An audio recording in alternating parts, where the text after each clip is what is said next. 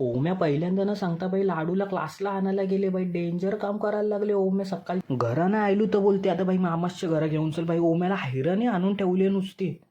मी नाही बोललो तर नाटकी करायला लागले.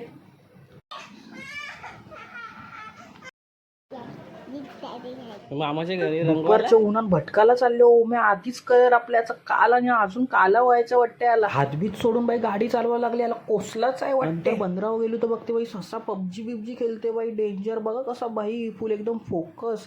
याच्यान पण आखते आणि बाई क्रिकेटमध्ये पण आखते बाई. हागेश मित्रमंडळ सगळं त्यांचा अध्यक्ष आहे वाटते यो. बॅटिंग पाहिजे तर हड्डीने कंदाली लावत घेतले वाटते.